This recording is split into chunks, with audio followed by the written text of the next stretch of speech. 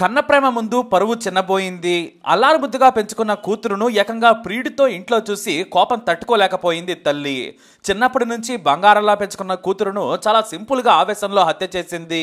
ఇబ్రహీంపట్నం దగ్గరలోని దండు మైలారంలో ఉంటున్న మోతె జంగమ్మ ఐలయ్య దంపతులు. వీరికి 3 పిల్లలు, ఒక కూతురు 2 కొడుకులు. కూతురు పేరు భార్గవి, ఈమె వయసు 18 ఏళ్లు.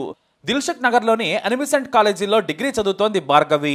అయితే భార్గవిని చిన్నప్పటి నుంచి ఐలయ్య జంగమ్మ దంపతులు అల్లారుముద్దుగా పెంచుకున్నారు. మొదటి సంతానం కావడంతో ఎంతో ప్రేమగా పెంచుకొని చదివిస్తూ ఉన్నారు. ఆమెకు ఏ లోటు రాకుండా చూసుకున్నారు తల్లిదండ్రులు. అయితే ఈ మధ్య భార్గవిని తన మేనబావకి ఇచ్చి పెళ్లి చేయాలి అనుకున్నారు. అతను పెళ్లి చేసుకోవాలని భార్గవికి చెప్పారు. కానీ తాను బావను పెళ్లి చేసుకోవాలని చెప్పింది భార్గవి. ఎందుకంటే మొదట ఇష్టం లేదని చెప్పింది. కానీ తీవ్ర ఒత్తిడి చేయడంతో తాను యువకుడిని ప్రేమిస్తున్నానని చెప్పుకొచ్చింది. ఎవరతను అని ప్రశ్నించగా తన పేరు శశి అని, అతన్నే ప్రేమిస్తున్నానని చెప్పింది భార్గవి.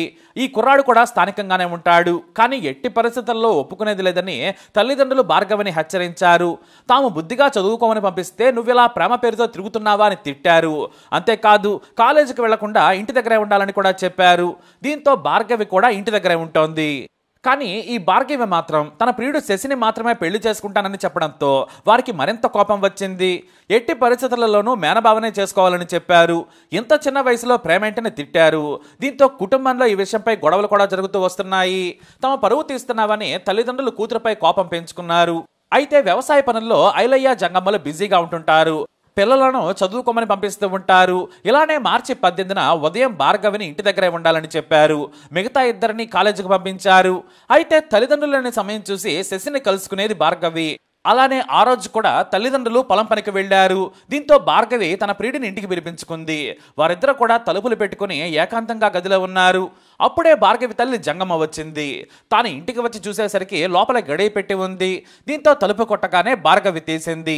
అయితే లోపల ప్రియుడు శశి కూడా ఉన్నాడు. నువ్వెందుకు ఇంటికి వచ్చావరా, నీకెంత ధైర్యం అంటూ శశిని తిడుతూనే ఉండగా అక్కడ నుంచి అతను పారిపోయాడు. ఇక తమ పరువుని ఇంకా బజార్కి ఈడుస్తావా అంటూ కూతురు భార్గవిని కొట్టింది. తాము లేని సమయంలో ప్రియుడిని ఏకంగా ఇంటికి పిలిపించుకునేంత బరితెగించావా అంటూ విచక్షణ కోల్పోయింది జంగమ్మ. అదే కోపంలో తిడుతూనే కొట్టింది. నువ్వు బ్రతికి ఉండి పరువు తీసే కంటే చావడమే బెటర్ అని ఏకంగా చున్నీని కిటికీకేసి మెడకు చుట్టి బలంగా లాగింది జంగమ్మ.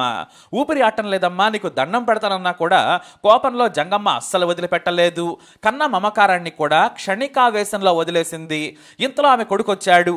అక్కన ఏం చేయకమ్మా అంటూ వచ్చి విడిపించాడు. కానీ అప్పటికే భార్గవి ప్రాణాలు కోల్పోయింది.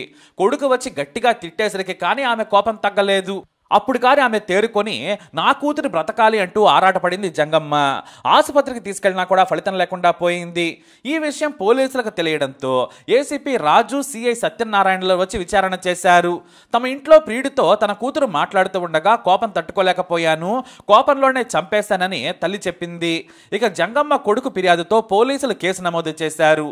మరుసటి రోజు పోస్టుమార్టం నిర్వహించి భార్గవి మృతదేహాన్ని అప్పగించారు. స్థానికంగా ఈ ఘటన కలకలం సృష్టించింది. కన్న ప్రేమను మరిచిపోయి క్షణికావేశంలో చంపేసింది జంగమ్మ. అయితే కూతురంటే చిన్నప్పటి నుంచి జంగమ్మకు ప్రాణం. కానీ ఎలా చంపేసిందో తమకు అర్థం కావడం లేదని స్థానికులు కూడా వాపోయారు. ప్రేమ వ్యవహారాన్ని తట్టుకోలేకపోయింది జంగమ్మ. కాసింతసేపు ఆలోచించి ఉంటే ఎంత దారుణం జరిగేది కాదని కుటుంబ సభ్యులు వాపోయారు. చిన్నపిల్లలు తెలిసి తెలియక తప్పులు చేస్తారు, వారిని దారిలో పెట్టుకోవాలి, ఇలా చంపుకుంటూ పోతే ఏమొస్తుందని బాధపడ్డారు. పోలీసులు జంగమ్మనే హత్య చేసిందా, కారణాలేంటనే దానిపై ఇంకా విచారణ చేస్తున్నారు. జంగమ్మ మీద హత్య కేసు నమోదు చేసి రిమాండ్కి తరలించారు. భార్గవిని హత్య చేసింది జంగమ్మేనని ఆమె తమ్ముడు క్లియర్గా పోలీసులకు చెప్పుకొచ్చాడు. కూతురిని చంపింది కొడుకు సాక్ష్యంగా ఉన్నాడు. ఇంతకంటే దౌర్భాగ్యం ఆ తల్లికి ఉండదు. మొత్తానికి క్షణికావేశంలో తప్పు చేసింది జంగమ్మ. కూతురు తప్పు చేసింది, కాస్త మందలించి ఉంటే సరిపోయేది. కానీ ఆ కుటుంబం మొత్తం ఓ పక్క భార్గవి చనిపోయినందుకు తల్లడిల్లిపోతున్నారు, మరోపక్క తల్లి జైలుకి వెళ్ళినందుకు బిడ్డలు కూడా అల్లాడిపోతున్నారు. మరి ఈ కథకి క్లైమాక్స్ ఏంటి, మీ అభిప్రాయాన్ని కమెంట్ ద్వారా తెలియజేయండి. ఈ వీడియో అప్డేట్స్ కోసం మై ఛానల్ ఫాలో అవ్వండి. అలాగే తప్పకుండా సబ్స్క్రైబ్ చేసుకోండి.